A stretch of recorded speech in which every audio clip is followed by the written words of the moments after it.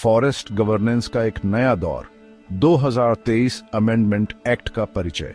India प्राचीन जंगलों और जीवंत आदिवासी संस्कृतियों का देश। फॉरेस्ट कंजर्वेशन अमेंडमेंट एक्ट 2023 के लागू होने के साथ फॉरेस्ट गवर्नेंस में एक नए अध्याय की शुरुआत कर रहा है। इंडियन पार्लियामेंट द्वारा पारित यह कानून 1980 के मूल फॉरेस्ट कंजर्वेशन एक्ट से एक महत्वपूर्ण बदलाव का प्रतीक है और इसमें कई सारे बदलाव लाए गए हैं, जिससे व्यापक बहस और चिंता पैदा हुई है, खासकर आदिवासी समुदायों और पर्यावरण समर्थकों के बीच। इस विवादास्पद कानून के केंद्र में खुद जंगल की परिभाषा में एक बुनियादी बदलाव है, एक ऐसा बदलाव जिसके संरक्षण, विकास और आदिवासी समुदायों, जो लंबे समय से इन जंगलों को अपना घर कहते आए हैं, के अधिकारों के बीच नाजुक संतुलन पर दूरगामी परिणाम है। 2023 अमेंडमेंट एक्ट, जिसे इसके समर्थकों द्वारा वन मंजूरी प्रक्रियाओं को सरल बनाने और आर्थिक विकास को सुविधाजनक बनाने की दिशा में एक आवश्यक कदम बताया गया है, का उन लोगों द्वारा विरोध किया गया है जो इसे भारत के जंगलों की पारिस्थितिक अखंडता और इसके लिए एक संभावित खतरा मानते हैं। आदिवासी लोगों का सांस्कृतिक अस्तित्व। यह निबंध इस नए कानून की जटिलताओं में तल्लीन करता है, इसके प्रमुख प्रावधानों और आदिवासी भूमि अधिकारों, सांस्कृतिक विरासत और आजीविका के लिए उनके निहितार्थों की जांच करता है।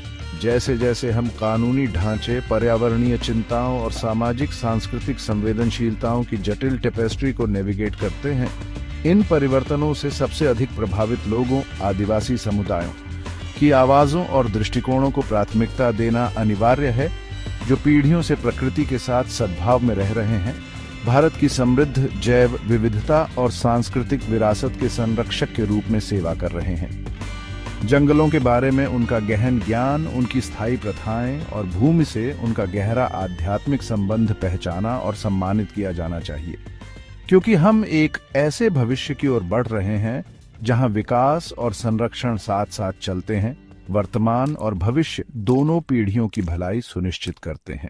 शिफ्टिंग सैंड्स, फॉरेस्ट को फिर से परिभाषित करना और इसके निहितार्थ।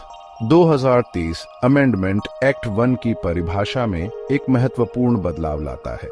प्रकृति में तकनीकी प्रतीत होने वाली इस पुनर्परिभाषा के भारत के वनों की सुरक्षा और उन पर निर्भर आदिवासी समुदायों के अधिकारों के लिए गंभीर परिणाम है।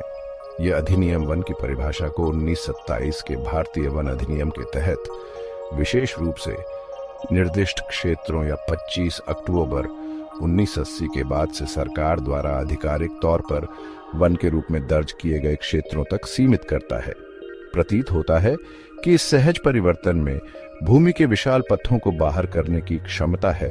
पारंपरिक रूप से आदिवासी समुदायों द्वारा वनों के रूप में मान्यता प्राप्त है, जिसमें सामुदायिक वन, पवित्र उपवन और पीढ़ियों से जीविका और सांस्कृतिक प्रथाओं के लिए उपयोग की जाने वाली भूमि शामिल है।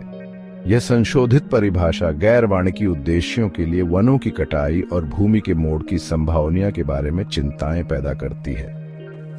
भूमि के बड़े हिस्से अधिनियम के संरक्षण के दायरे से बाहर होने की संभावना के साथ इन क्षेत्रों के व्यावसायिक हितों, खनन, बुनियादी ढांचा परियोजनाओं और अन्य गतिविधियों के लिए शोषण होने का खतरा बढ़ जाता है, जिससे जैव विविधता, जल संसाधनों और आजीविका पर हानिकारक प्रभाव पड़ सकता है। स्थानीय समुदायों की। इसके अलावा सामुदायिक वनों और पारंपरिक रूप से इस्तेमाल की जाने वाली भूमि को वन की परिभाषा से बाहर करने से समुदाय आधारित वन शासन का सार कमजोर होता है।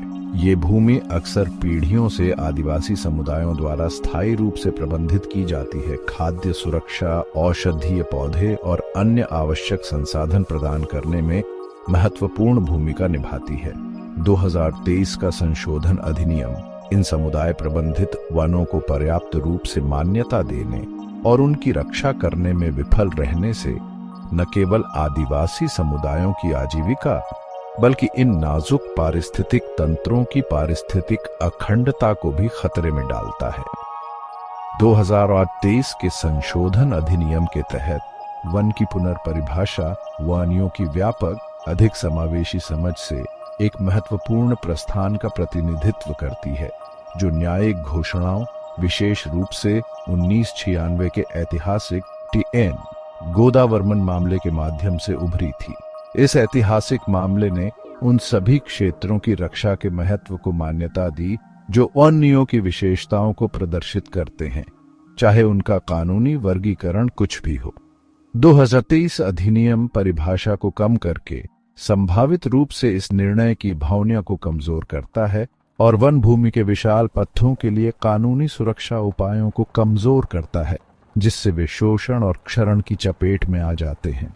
कॉट इन द क्रॉसहेयर्स आदिवासी भूमि और कानूनी सुरक्षा का कमजोर होना। वन संरक्षण संशोधन अधिनियम 2030 को पूरे भारत में आदिवासी समुदायों द्वारा गहरी चिंता और आशंका के साथ देखा गया है। ये समुदाय, जिन्हें लंबे समय से उपमहाद्वीप के मूल निवासियों के रूप में मान्यता दी गई है, जंगलों के साथ एक जटिल और गहरा संबंध साझा करते हैं। उनका जीवन, आजीविका, सांस्कृतिक पहचान और आध्यात्मिक प्रथाएं इन पारिस्थितिक तंत्रों के ताने बाने में गहन रूप से बुनी गई है।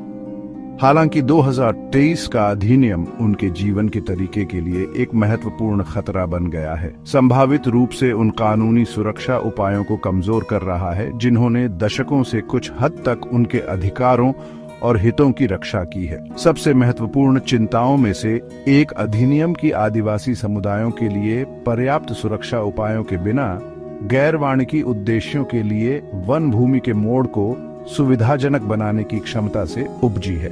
अधिनियम विभिन्न परियोजनाओं के लिए मंजूरी प्राप्त करने की प्रक्रिया को सुव्यवस्थित करता है, जिसमें वनों के रूप में नामित क्षेत्रों के भीतर सड़कों और रेलवे जैसी रैखिक बुनियादी ढांचा परियोजनाओं के रूप में वर्गीकृत परियोजनाएं शामिल हैं।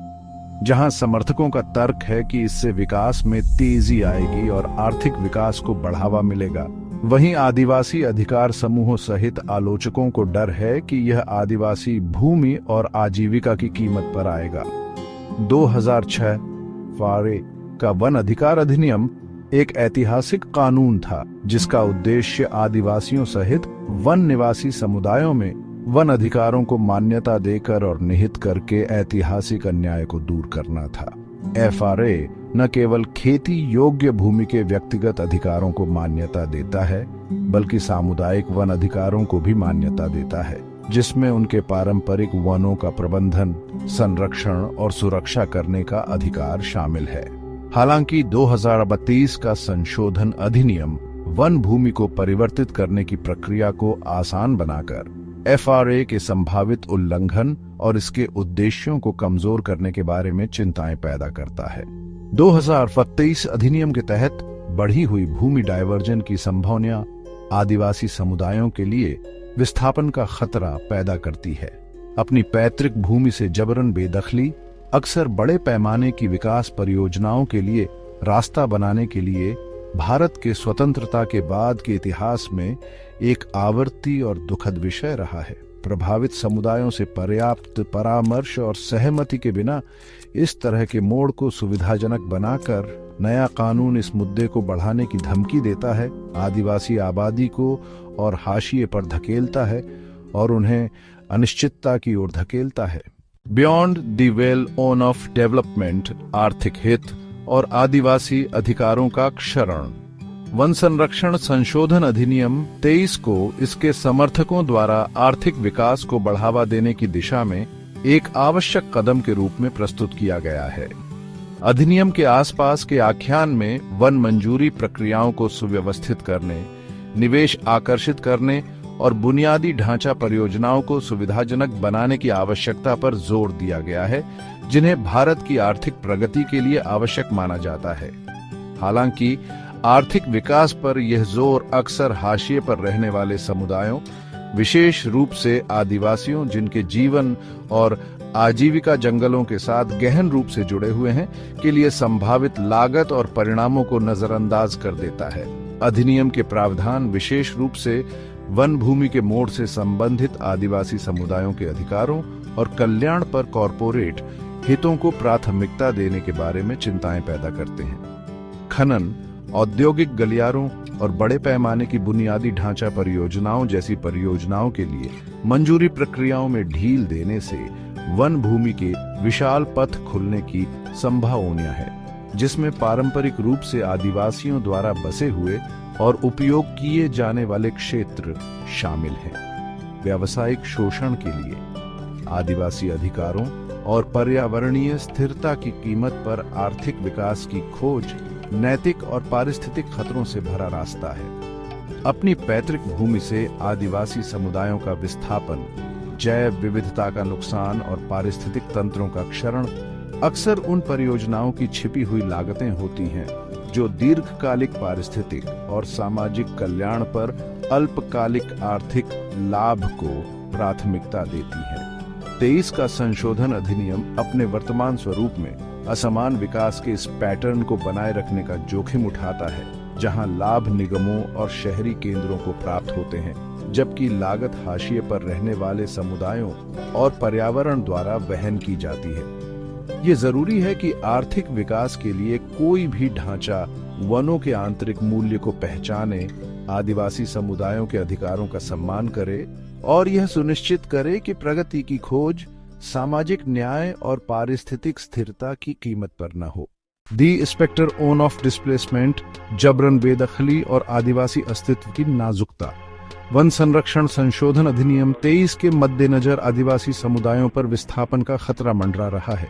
अधिनियम के प्रावधान विशेष रूप से गैर वाणिकी उद्देश्यों के लिए वन भूमि के मोड़ से संबंधित, जबरन बेदखली और आदिवासी आबादी के और हाशिए पर जाने की संभावना के बारे में गंभीर चिंताएं पैदा करते हैं। आदिवासियों के लिए, जिनका जीवन, आजीविका और सांस्कृतिक पहचान उनकी पैतृक भूमि में गहराई से निहित है, विस्थापन न केवल एक भौतिक स्थानांतरण का प्रतिनिधित्व करता है, बल्कि उनके सामाजिक ताने बाने, सांस्कृतिक प्रथाओं और आध्यात्मिक कल्याण का गहरा व्यवधान है। विकास या राष्ट्रीय हित के नाम पर अक्सर की जाने वाली जबरन बेदखली का भारत में एक लंबा और परेशान करने वाला इतिहास रहा है। आदिवासी समुदायों ने विशेष रूप से इस तरह के विस्थापन का खामियाजा भुगता है। उनकी भूमि को अक्सर बड़े पैमाने पर बांधों, खनन परियोजनाओं, औद्योगिक गलियारे और अन्य बुनियादी ढांचे के विकास के लिए लक्षित किया जाता है।